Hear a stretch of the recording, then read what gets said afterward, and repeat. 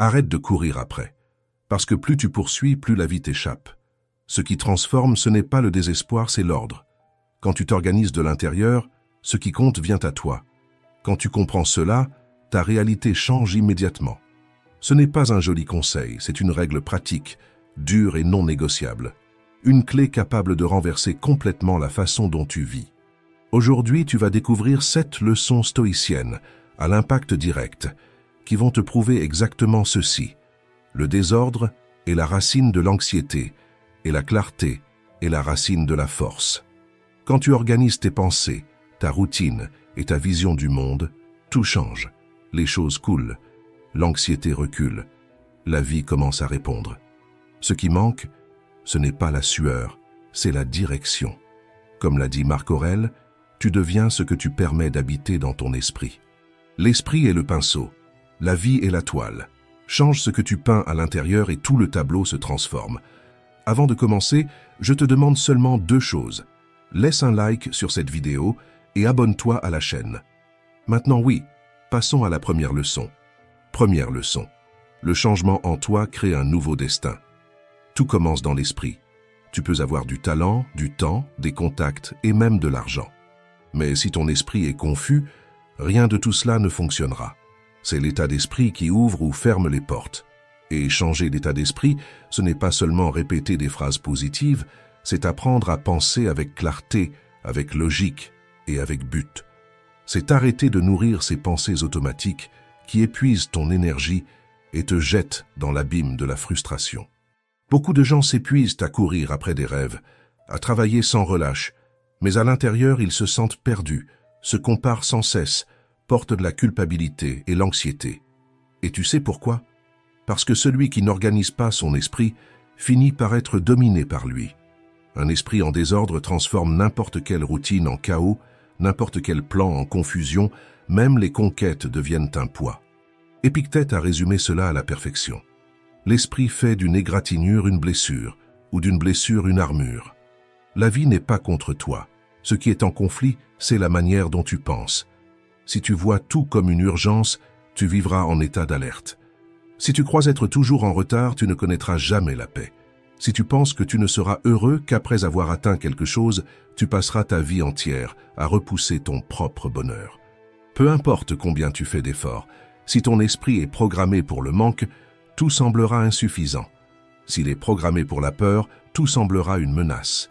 S'il est programmé pour la comparaison, tout semblera une défaite. Ce ne sont pas les choses qui doivent changer, c'est le filtre avec lequel tu les regardes. C'est pourquoi, avant de chercher des résultats, mets de l'ordre en toi. Parce que si ton esprit continue d'être un champ de bataille, tu vas te saboter même dans les victoires. Tu vas douter de toi-même, tu vas perdre des opportunités et appeler vie normale, ce qui n'est en réalité que survie. Marc Aurèle a écrit quelque chose que chaque personne devrait lire en se réveillant. Tu peux tout avoir, mais si ton esprit est chaos, ta vie le sera aussi. Parce que l'esprit est la semence et la vie est le fruit. Ta réalité extérieure sera toujours le reflet de la qualité de ce que tu cultives intérieurement. Ce n'est pas une théorie vide, c'est la véritable ingénierie de la vie. Alors, cela ne sert à rien de courir après la paix si toi-même tu cultives le chaos. Cela ne sert à rien de dire que tu n'y arrives pas, si ce qui manque ce n'est pas la capacité, mais la clarté. Respire, regarde ta vie avec sincérité. Prends-tu des décisions basées sur la peur? Réagis-tu simplement au monde ou construis-tu un chemin avec intention? Changer d'état d'esprit, ce n'est pas de la magie, c'est une pratique quotidienne. C'est questionner les pensées qui te détruisent, qui t'affaiblissent. C'est te concentrer sur ce qui est sous ton contrôle. C'est avoir le courage de lâcher ce qui ne dépend pas de toi. Quand tu organises tes pensées, tu commences à voir ce qui a toujours été là, mais que le désordre t'empêchait de voir. Et voici un point crucial. Les opportunités ne surgissent pas de nulle part. Elles existent déjà dans le monde, circulant autour de toi. Mais tant que ton esprit est chargé de bruit, tu ne les vois tout simplement pas. Ce n'est pas un manque de chance, c'est un manque de clarté. Celui qui vit confus n'arrive pas à agir au bon moment, hésite, se perd dans les comparaisons, se noie dans les distractions. Mais quand l'esprit devient clair et serein, c'est comme si un voile tombait des yeux. Ce qui paraissait inaccessible devient à ta portée. Ce qui semblait lointain se révèle. Tu n'as pas besoin de courir davantage, tu as besoin de mieux voir. Les opportunités ont toujours été là, et seul un esprit organisé, présent et serein permet de les reconnaître et d'agir. C'est cela qui sépare ceux qui vivent à la dérive de ceux qui construisent un destin. Si ce message a eu du sens pour toi, écris ici dans les commentaires. Aujourd'hui, j'organise mon esprit, parce que c'est le premier pas pour arrêter de survivre et commencer à vivre avec sagesse. Leçon 2. Ne cours pas après, construis à l'intérieur de toi. Tu es toujours en train de courir. Courir pour atteindre un idéal, courir pour ne pas rester en arrière, courir pour prouver quelque chose. Mais t'es-tu déjà arrêté pour te demander « Qui a dit que cela devait être ainsi dans cette précipitation désespérée ?» La vérité, c'est que la plupart courent après des choses qu'ils ne savent même pas s'ils les désirent vraiment. Ils vivent comme s'il y avait un chronomètre invisible dictant chaque pas, croyant que s'ils ne font pas tout maintenant, ils vont perdre leur vie. Mais courir sans direction n'est pas du progrès, c'est seulement une façon sophistiquée de se perdre. C'est comme monter en courant sur un escalator qui descend. Cela ressemble à du mouvement, mais en réalité il n'y a pas d'avancée. Celui qui vit en courant après, à l'intérieur, rampe. Et le pire, lorsque les choses justes arrivent, il n'arrive même pas à les percevoir, parce qu'il est trop occupé à forcer ce qui n'est pas encore prêt à se produire. Sénèque avait déjà averti, « Ce n'est pas que nous ayons peu de temps, c'est que nous en gaspillons trop avec ce qui ne vaut rien. » Nous courons après le statut, la validation, les comparaisons. La vie devient une course en cercle, dont le prix est l'épuisement. Et le plus cruel, quand enfin nous atteignons ce que nous poursuivions tant, nous découvrons que cela ne comble pas, parce que le vide a toujours été intérieur. Courir après n'a été qu'une distraction pour ne pas l'affronter. Le stoïcisme ne condamne pas l'ambition. Il enseigne à ajuster la direction. Au lieu de courir après, les stoïciens observaient, comprenaient et agissaient avec sobriété. Marc Aurèle, empereur du plus grand empire du monde, aurait pu vivre dans l'impulsion et l'urgence, mais il écrivait « La précipitation est l'ennemi de l'esprit. Celui qui court trop cesse de voir, et celui qui ne voit pas agit dans l'obscurité, guidé par la peur et par la hâte, non par la raison. » Pense à combien de mauvaises décisions tu as déjà prises par impulsion. Combien de portes forcées sont devenues des prisons. Combien de fois tu t'es épuisé avec quelque chose que le temps aurait résolu naturellement si tu avais eu confiance. Courir après est un symptôme de méfiance envers la vie et envers toi-même. C'est agir comme si tu étais toujours en manque, comme si ce qui t'appartient n'avait pas la force de venir à toi. Mais si je te disais que ce qui est vraiment à toi n'a pas besoin d'être poursuivi, cela vient à toi au moment juste. Tout ce que tu désires maintenant n'est pas forcément prêt à t'accueillir. Tout ce que tu as perdu n'était pas forcément à toi. Le problème, c'est que tu essaies de récolter des fruits sans avoir d'abord préparé le sol. Le paysan ne creuse pas la terre chaque jour pour vérifier si la graine est déjà devenue un arbre. Il plante, il arrose, il soigne et il attend. Avec patience, confiance, sagesse, ta vie fonctionne de la même manière. Tu sèmes tes actions, tu cultives ton caractère, tu agis avec vertu et alors tu fais confiance. Parce que la récolte ne vient pas à celui qui court, mais à celui qui organise. À partir d'aujourd'hui, chaque fois que tu ressens la hâte de courir après, fais une pause et demande-toi, est-ce que je me déplace avec sagesse ou est-ce que je fuis le silence? Est-ce que je cherche avec intention ou est-ce que j'essaie de combler un vide? La réponse te montrera si tu es en train d'évoluer ou simplement de fuir toi-même. Et voici la clé. Arrêter de courir après n'est pas abandonner, c'est prendre le commandement. C'est échanger le désespoir contre la présence, l'anxiété contre la clarté, la hâte contre la confiance. Quand tu cesses de mendier l'attention, les opportunités et la validation, tu commences à attirer tout cela naturellement, parce que ton énergie cesse d'être du manque et devient conviction. La vie ne récompense pas celui qui court sans direction. Elle récompense celui qui sait attendre, agir et faire confiance au bon moment. Les fruits qui importent vraiment ne se conquièrent pas dans le marathon de la hâte, mais dans le silence de la patience. Et quand tu comprends enfin cela, tu découvres que tu n'as pas besoin de courir pour prouver quoi que ce soit. Il te suffit de marcher avec fermeté, parce que ce qui est à toi est déjà en chemin pour venir à ta rencontre. Leçon 3. Organise-toi, concentre-toi, grandis. Tu sais ce que presque personne ne te dit? Que la confusion que tu ressens aujourd'hui n'est pas parce que la vie est devenue impossible, mais parce que tu as laissé ta routine se transformer en désordre. C'est dur à entendre, je le sais. Mais bien souvent, le plus grand chaos ne se trouve pas dans le monde, il est à l'intérieur de nous. Tu veux la paix, tu veux l'équilibre, tu veux de la clarté, mais tu ne consacres même pas 5 minutes à prendre soin de ton propre esprit. Tu te lèves déjà en courant, tu attrapes ton téléphone, tu passes en pilote automatique et tu ne ralentis que lorsque ton corps commence à réclamer. Mais réfléchis avec moi. Comment espérer une vie tranquille si c'est toi-même qui nourris le chaos? Organiser sa vie ne signifie pas remplir le mur de post-it ou avoir un tableau coloré.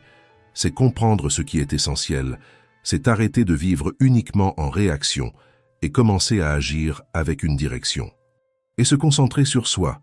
Comprendre que ce n'est pas de l'égoïsme, c'est de la survie.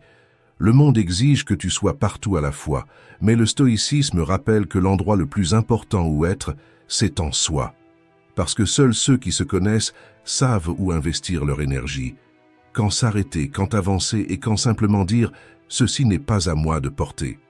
As-tu déjà pensé au temps que tu gaspilles à essayer de plaire aux autres, à l'espace de ton esprit occupé par des problèmes qui ne sont même pas les tiens?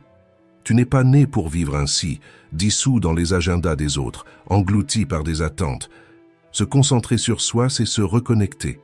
C'est se demander avec sincérité « Comment suis-je en train de me traiter? Qu'ai-je laissé entrer dans ma vie? Qu'est-ce qui me fait perdre mon équilibre ?» Les stoïciens comprenaient que la vraie liberté commence par l'ordre. Musonius Rufus disait « La discipline est le pont entre l'intention et l'action. Des rêves, des objectifs, des belles phrases ne servent à rien si ta vie quotidienne est en morceaux. Et je ne parle pas de perfectionnisme, mais de responsabilité personnelle. Tu veux la paix? Éloigne les voix qui ne font que t'agiter. Tu veux de la concentration? Limite ce qui consomme ton attention. Tu veux de la clarté? Réduis l'excès de stimulation. Se concentrer sur soi, c'est créer une routine qui renforce, pas qui épuise.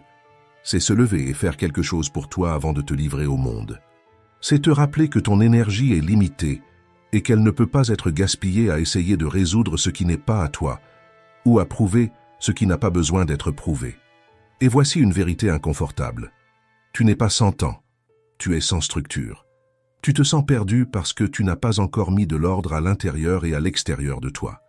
Sans structure, même le plaisir devient un poids. Sans concentration, même les victoires ont un goût d'exigence. Alors arrête-toi, observe et choisis calmement. Dis plus souvent non. Protège tes horaires, filtre tes conversations. Ce n'est pas de la froideur, c'est de la maturité, parce que celui qui ne s'organise pas se noie dans des promesses et se perd dans 1000 directions. La vie exige que tu prennes soin de toi comme d'une priorité, pas comme d'une dernière option. N'attends pas que quelqu'un vienne te sauver. Cela n'arrivera pas. La responsabilité est la tienne. Créer la base émotionnelle, mentale et pratique sur laquelle ta paix pourra fleurir. Leçon 4. Ne vis pas pour plaire à qui que ce soit.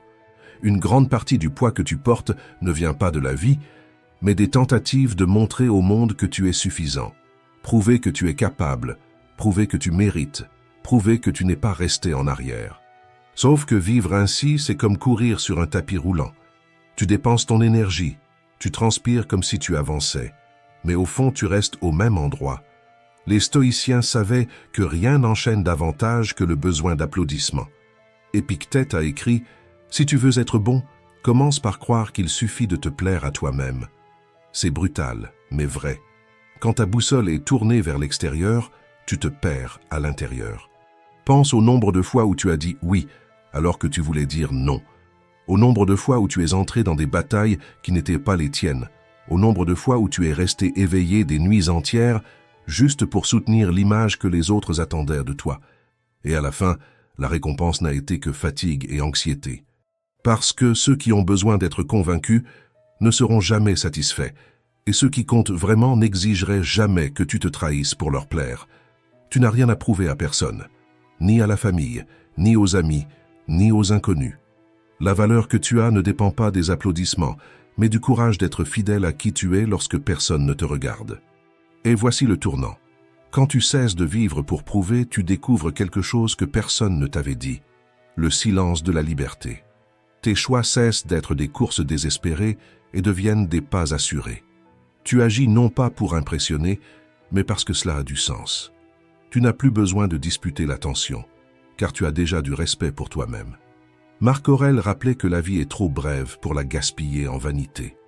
Et si même un empereur avait compris cela, qu'est-ce qui t'en empêche?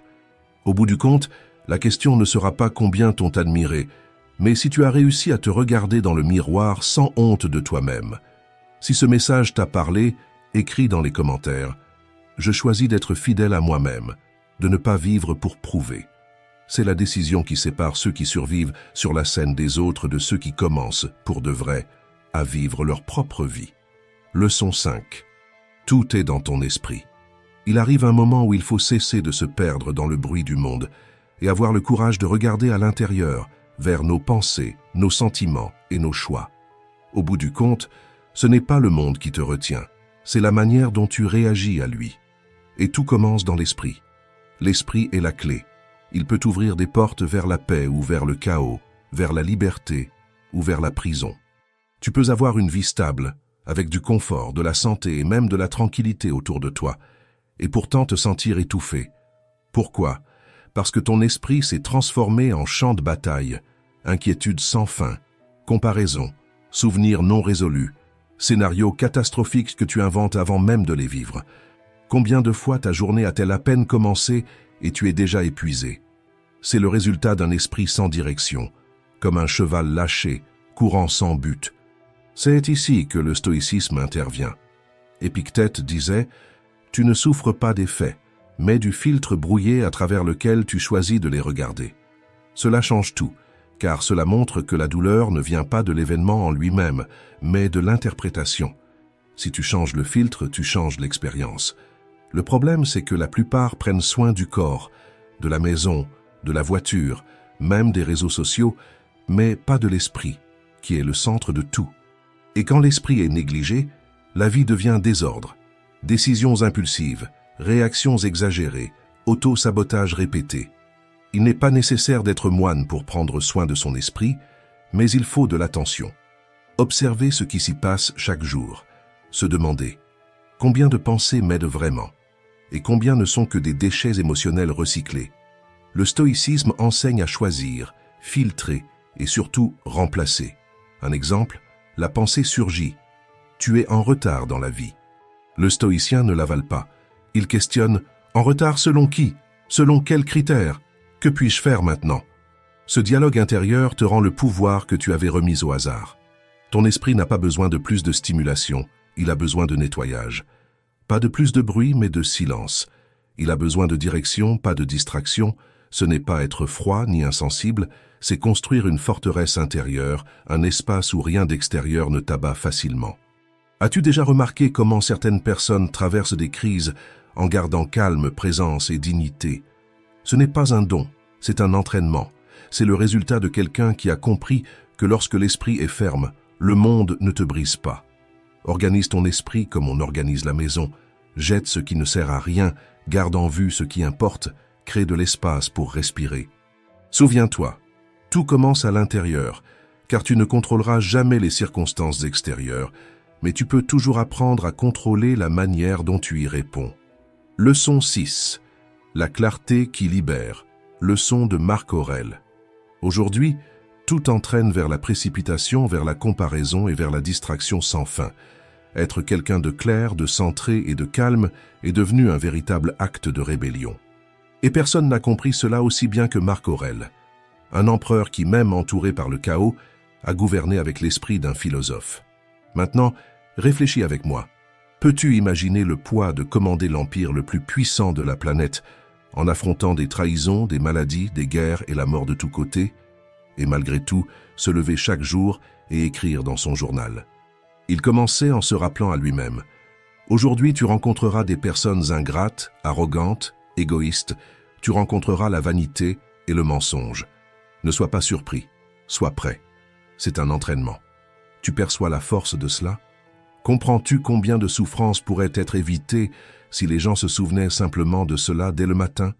Celui qui attend que le monde soit juste et poli finit frustré, irrité, réagissant sans réfléchir.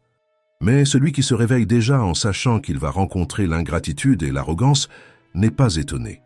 Et quand quelque chose ne te surprend pas, cela perd le pouvoir de t'abattre. Bien sûr, Marc Aurèle était quelqu'un d'exceptionnel, mais il n'est pas impossible de suivre le même chemin. Il a prouvé que la véritable force ne résidait ni dans l'épée ni dans le trône, mais bien dans la clarté de qui il était, la clarté de ce qui importait vraiment. Et regarde bien, la majorité des gens aujourd'hui ne souffrent pas d'un manque de capacité, mais d'un excès de bruit mental. Ils se réveillent avec des dizaines de pensées contradictoires, des notifications, des préoccupations anticipées, et essaient de vivre, de décider, de respirer au milieu de ce chaos. Mais comment avoir la paix si tu n'arrives pas à écouter ta propre conscience? Marc Aurèle écrivait chaque jour précisément pour nettoyer cet excès et retrouver le centre. Il se demandait: est-ce que j'agis avec justice, courage et sagesse? Qu'est-ce qui est réellement sous mon contrôle maintenant? Pourquoi suis-je si agité? Est-ce réel ou seulement une histoire inventée par mon esprit? Ces questions simples rendaient ce que la précipitation vole, la présence. Et la présence est la porte de la clarté. Maintenant, regarde ta vie. Combien de décisions as-tu prises dans la hâte et que tu as regrettées ensuite?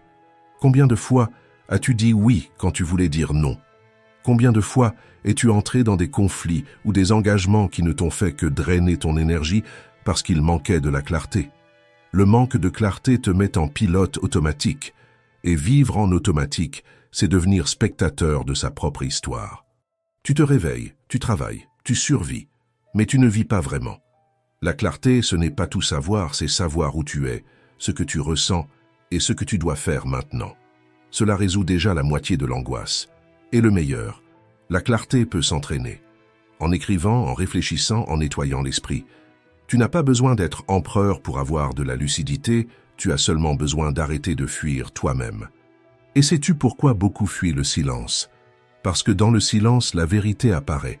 Mais si tu as le courage d'affronter cette vérité, tu vas comprendre ce que Marc Aurèle a découvert. Rien n'a autant de pouvoir sur ta vie que tes propres pensées. Quand tu organises ton esprit, tu choisis mieux tes batailles. Tu ne gaspilles pas ton énergie dans des discussions inutiles et tu ne te perds pas dans n'importe quel bruit extérieur. Tu deviens quelqu'un qui inspire rien que par sa présence. Parce que dans un monde accéléré, celui qui a de la clarté brille comme un phare. Alors, si tu veux moins de désordre et plus de sens, commence aujourd'hui. Demande-toi, qu'est-ce qui est essentiel pour moi maintenant? Si tu réponds avec honnêteté, tu auras déjà fait le premier pas vers la liberté intérieure.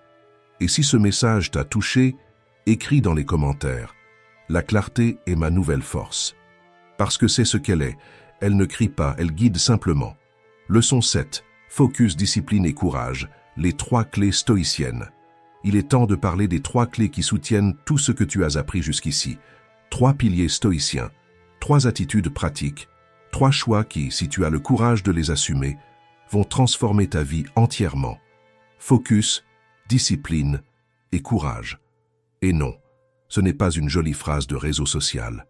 Ce sont des armes de guerre fondamentales pour l'esprit. C'est ce qui reste quand la motivation disparaît, quand tout semble s'effondrer, quand le monde tente de t'entraîner à nouveau vers le chaos. Commençons par le focus. Le focus, ce n'est pas seulement faire attention, c'est décider ce qui mérite ton énergie et surtout ce qui ne la mérite pas. La vie moderne est un enlèvement constant. Notifications, urgences, comparaisons, bruit. Si tu n'apprends pas à protéger ton focus comme un guerrier protège son épée, tu vivras perdu. Marc Aurèle a écrit « Ne te laisse pas distraire. L'esprit qui se livre à tout ne s'approfondit en rien. » Et voilà, la plupart aujourd'hui ne souffrent pas d'un excès de tâches, ils souffrent d'un manque de focus. Ils veulent tout embrasser, plaire à tout le monde, être parfait dans tous les domaines. Résultat, l'épuisement. Et le plus cruel, le vide de n'avoir rien fait en profondeur.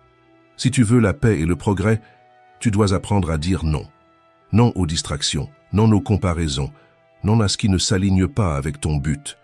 Le focus, c'est comme l'objectif d'une caméra. Si tu ouvres trop, l'image devient floue, confuse, sans relief. Mais quand tu fermes et centralises, tout devient net. La vie est pareille. Celui qui essaie de tout embrasser perd la clarté. Celui qui concentre son énergie sur ce qui compte transforme le peu en beaucoup. Réfléchis.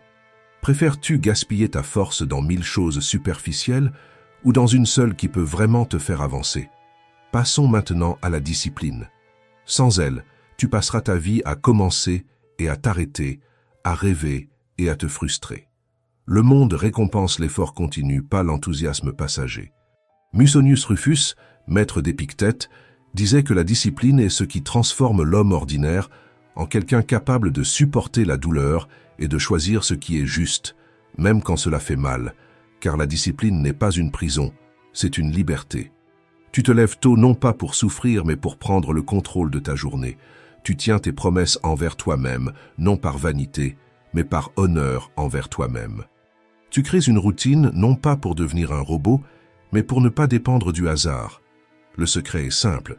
Tu n'as pas besoin de motivation, tu as besoin d'engagement. Le corps peut être fatigué, l'esprit peut vouloir abandonner, mais si le caractère est discipliné, tu continues. Et c'est là que tu passes devant la majorité. La discipline est comme construire un pont. Chaque petite action quotidienne est une brique posée au bon endroit. Au début, cela paraît lent, presque inutile. Mais avec le temps, tu découvres que tu as une structure assez solide pour traverser n'importe quel fleuve. Sans discipline, tu restes toujours sur la rive, attendant une chance qui ne vient jamais. Avec la discipline, tu construis la traversée de tes propres mains. Mais il manque la troisième clé, le courage. Le focus et la discipline ne servent à rien si tu es paralysé par la peur. Le courage est le pont entre ce que tu sais et ce que tu fais. C'est ce qui sépare celui qui observe de celui qui agit. Épictète disait « Ne demande pas que les choses soient comme tu veux.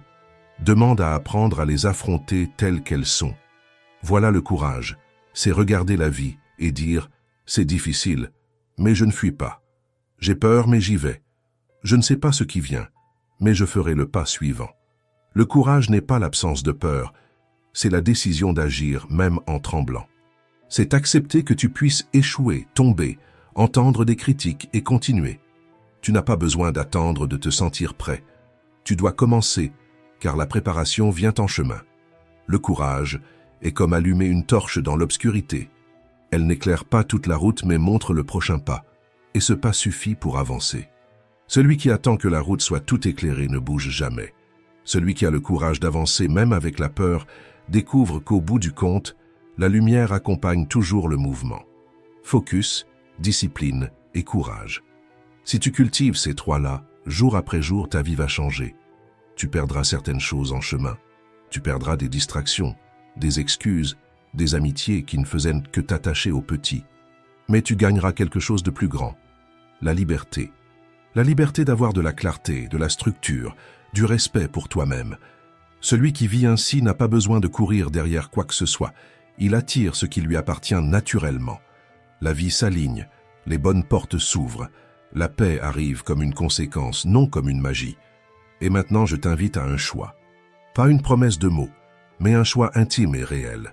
Choisis ce qui mérite ton focus. Choisis de garder la discipline même dans les jours gris. Choisis d'avoir du courage même avec la voix tremblante. Écris dans les commentaires « Je choisis focus, discipline et courage ». Ce n'est pas symbolique, c'est un nouveau point de départ. Parce que ce que tu cherches dehors commence à l'intérieur. Tu t'es déjà trop saboté, tu as déjà cru aux promesses du lundi. Tu as déjà attendu que le monde change tout seul. Mais rien ne change tant que tu continues de fuir toi-même. Personne ne peut le faire à ta place. Ni une vidéo, ni un livre, ni un conseil. C'est une question de décision. Voltaire a écrit « L'histoire ne se répète jamais, l'homme se répète toujours. » Et c'est exactement ça. Quand tu choisis de grandir, tu cesses de trébucher sur les mêmes pièges. Tu apprends les leçons que la vie place sur ton chemin et tu commences, en vérité, à progresser comme être humain.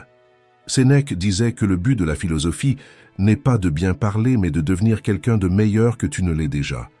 Évoluer, se surpasser, renaître. Que ce jour soit ce jour-là, ton nouveau départ. Merci d'être arrivé jusqu'ici. Si cette vidéo t'a aidé à voir les choses sous un autre angle, je t'invite à t'abonner à la chaîne. Ici, nous avançons ensemble, en cherchant plus de clarté, en cultivant la sagesse et en fortifiant notre esprit.